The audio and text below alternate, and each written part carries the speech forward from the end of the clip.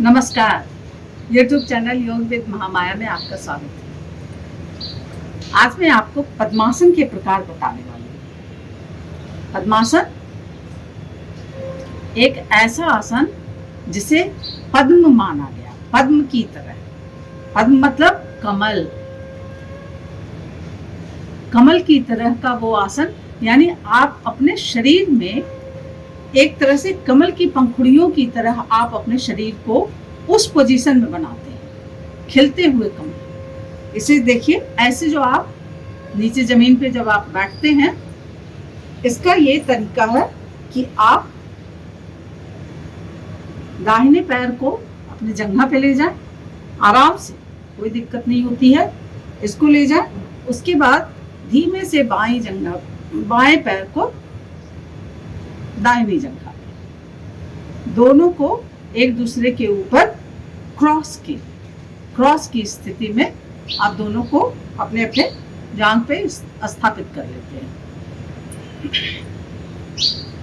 ये पद्मासन है। पद्मासन आपने नाम सुना होगा।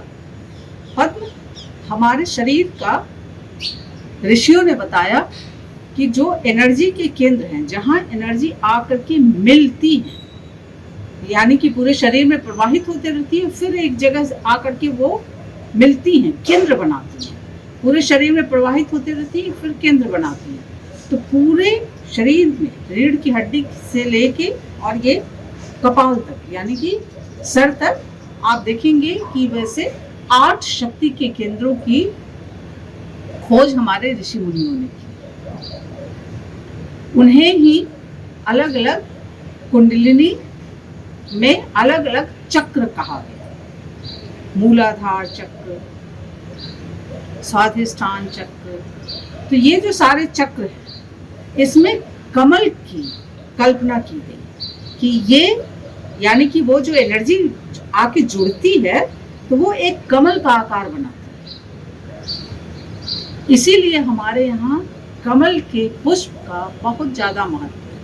आप देखते होंगे विष्णु जी के हाथ में, लक्ष्मी जी के हाथ में, मतलब ये कमल का हमारे यहाँ, इसीलिए सारे मंदिरों में भी आप देख लीजिएगा कि हर जगह कमल के पुष्प का अंकन होता है, उनका चित्रण किया जाता है। तो ये पूरे शरीर में जैसे जैसे ये आगे बढ़ते जाता है, वो आपका जो एनर्जी का केंद्र है, कुंडलिनी का, सबसे ऊपर जब सहस्रार में पहुंचता है, कपाल में, तो उसे सहस्र दल वाला कमल कहा गया है। तो पद्मासन जो है, पद्म का आसन, यानी कि आप उस शक्ति के केंद्रों से इस तरीके से, ये जो शरीर का जो ये एक तो ये त्रिभुज बन जाता है, ये आप देखेंगे रेक्टेंगल बन जाता है, और दूसरा ये पोजीशन जो आती है, ये पूरा कमल का आकार, कमल के पुष्प का आकार देता है। इससे क्या होता है कि उन शक्ति के जो प्रवाह है, वो कमल के आकार में बनने में उसे सहायता मिलती है।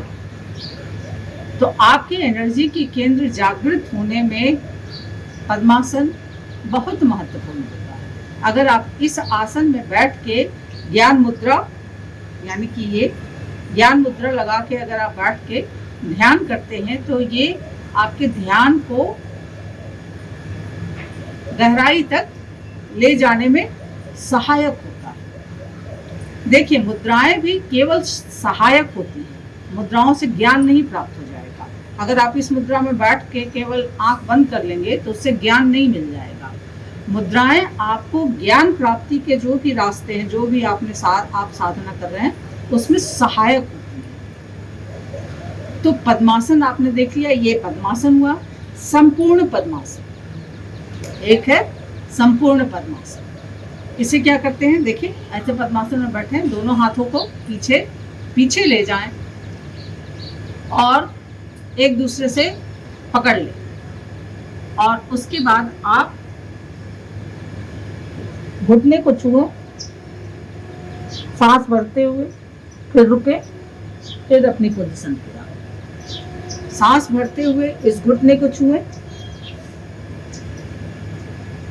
रुके, फिर उस पोजीशन पे। ये 2 हुआ और एक फिर ये सामने।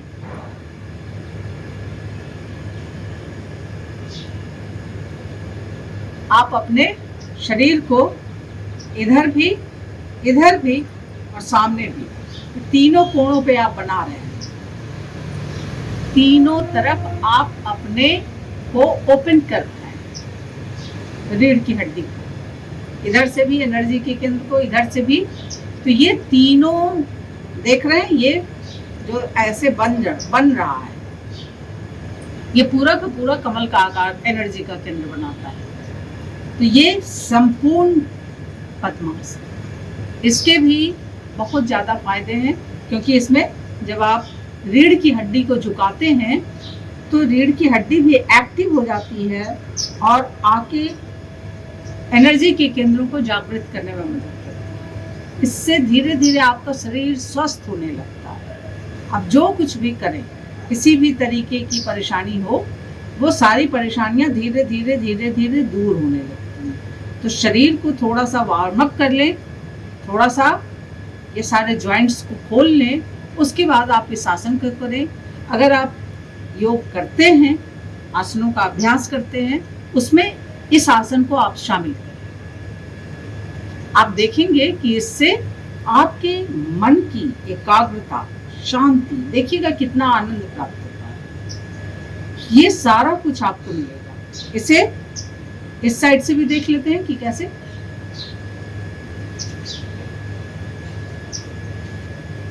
ये देखिए, ये पीछे हाथ को ऐसे पकड़ लेंगे,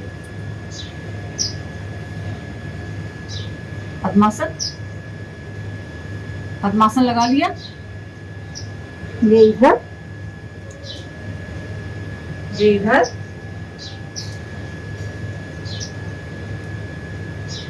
और फिर ये सामने।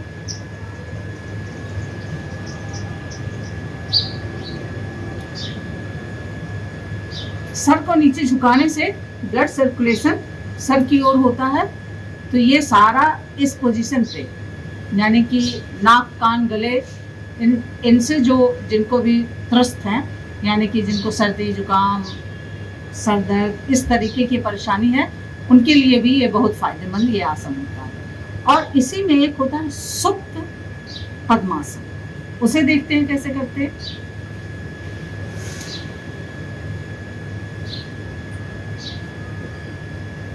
आप लेट गए और धीमे से पद्मासन की स्थिति में आए।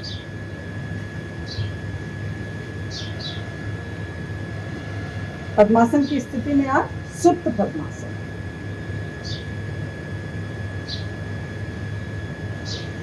इसमें आप देखेंगे सुप्त पद्मासन लगाने से ये पूरा पेट पे खिंचाव आ रहा है, ये आंतों पे, ये पेट पे।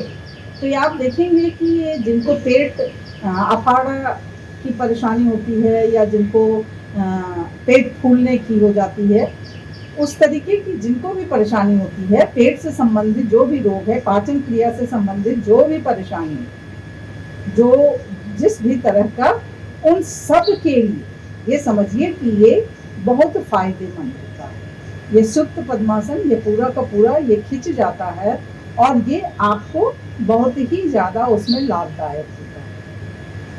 पाचन क्रिया में पद्मासन के तो है ही है, यानी कि दोनों पैरों को फायदा पहुंच रहा है, दोनों पैरों का एक तरह से बंद हो जाता है, तो ब्लड सर्कुलेशन आपका इस एरिया में बढ़ जाता है सबसे ज़्यादा।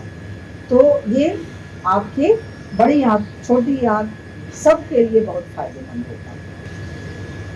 तो पद्मासन की 3 प्रकार बताया, पद्मासन, संपूर्ण पद्मासन और सुप्त पद्मासन। यह आपके पेट के संबंध में भी बहुत, पेट संबंधी रोगों में भी बहुत फायदेमंद होता है, पाचन क्रिया के लिए बहुत फायदेमंद होता है, आपके रीढ़ की हड्डी यानी कि स्पाइनल, कमर, कंधे, पूरे पीठ, सबके लिए बहुत फायदेमंद होता है पद्मासन में बैठना। और संपूर्ण पद्मासन जब आप करते हैं तो वो साथ में एनर्जी आपके पूरा का पूरा ब्लड सर्कुलेशन आपके ब्रेन से लेके और स्पाइनल तक वो पूरा का पूरा बढ़ जाता है।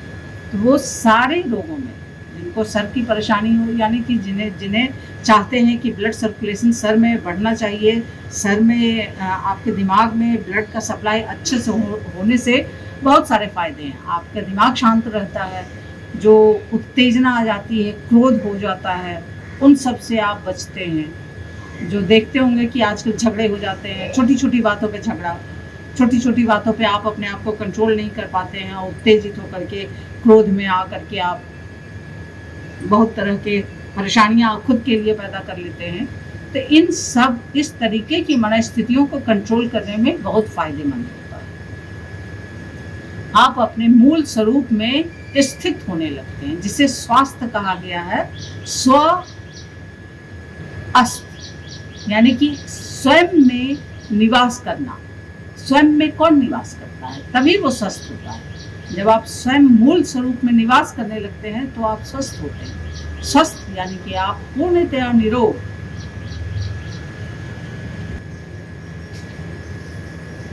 आपको ये वीडियो पसंद आया हो तो इसे लाइक और शेयर करें और मेरा YouTube चैनल योग विद महामाया सब्सक्राइब करें। धन्यवाद।